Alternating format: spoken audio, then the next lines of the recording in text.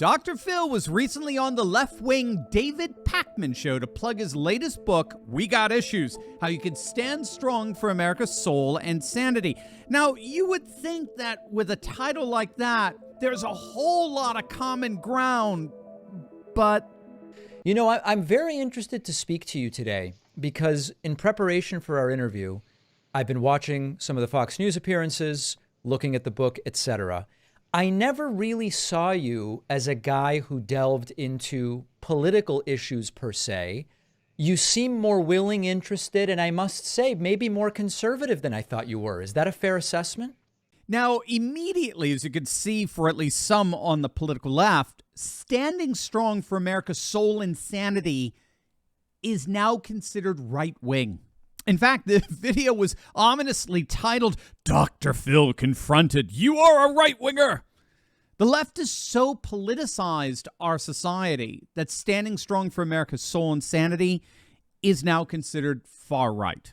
The reason why I say it is a lot of the language in the book and when you talk about issues like immigration and culture and others, it seems as though it alludes to going back to the good old days, individual decisions in the style that many Republicans now talk about with regard to schooling and parenting, et cetera. But you're saying it's just not the case.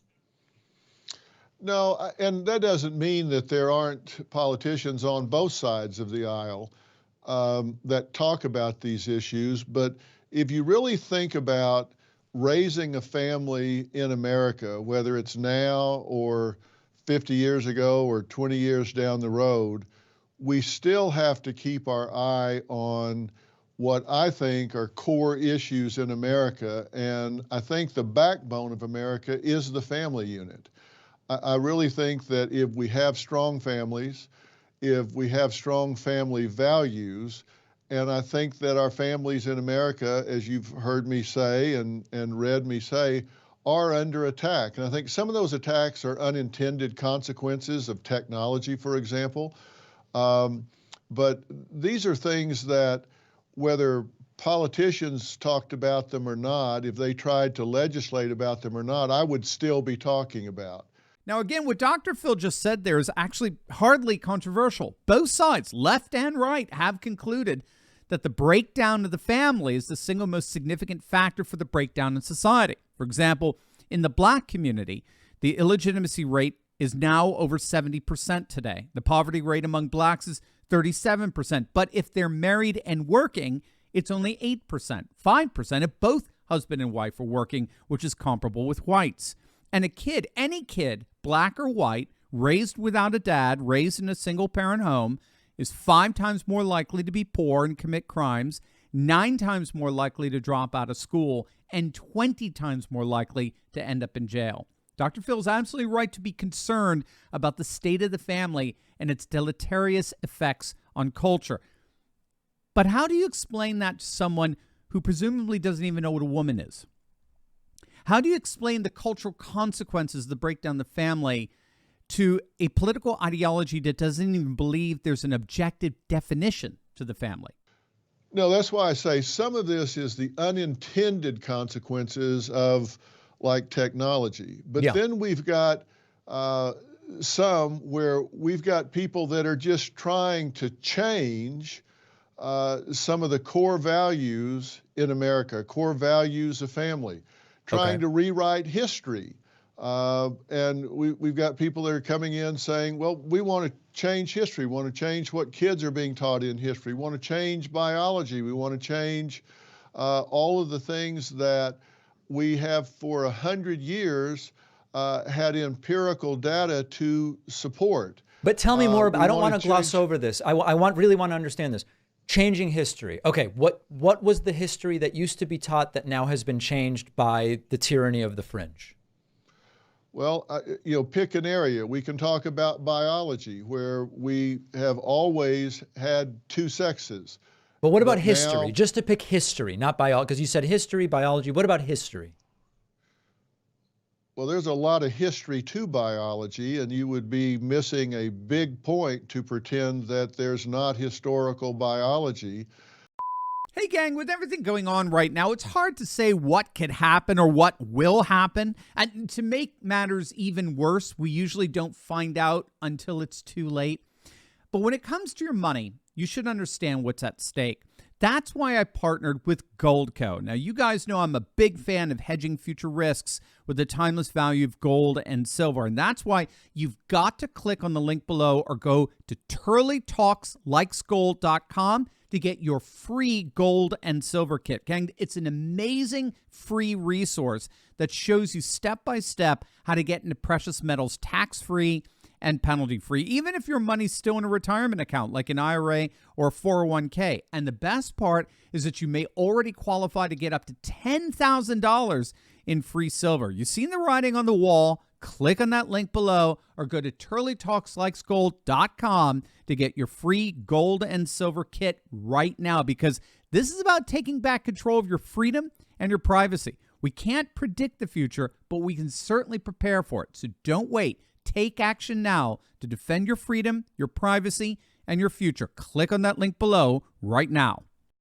Yeah, very interesting there how he didn't want to talk about biology historically understood, especially in light of what Dr. Phil just said about the importance of the family. And that's interesting because we today, of course, have an entire woke industry mired in the contradiction of both denying and at the same time affirming basic historic biology. We're living today with a left wing that has embraced the notion that gender transcends biology, that a woman biologically defined is fundamentally different than a woman culturally defined in terms of identity. And yet, they're also at the same time advocates for kids to be able to go through transition surgeries to realign their bodies, their biology, with their preferred gender identity, which negates the first assertion that biology and identity have nothing to do with each other. Regardless, the interview eventually turned to the problem of cancel culture. You know, in preparation for the interview, I looked at the academic setting, because a lot of times when we talk about cancellation, we talk about, a comedian who said or did something, and then for a while they didn't have shows or something like that, Louis C.K., for example, etc. I looked for the revocation of tenure for professors in a lot of these schools that you talk about or allude to. And really, it seems that when tenure is being stripped, it's for real wrongdoing. Plagiarism is uncovered, sexual harassment of students, etc. I really struggle to find evidence in a country of 330 million people of tenure being stripped just because of using the wrong language. Now, I'm not saying that there aren't wacky memos that go out, or I'm with you that this stuff exists anecdotally. But if we think about what is happening big picture, I actually struggle to really find examples of this as an epidemic. Tell me where I may be missing something. Well, I don't know what you mean by epidemic.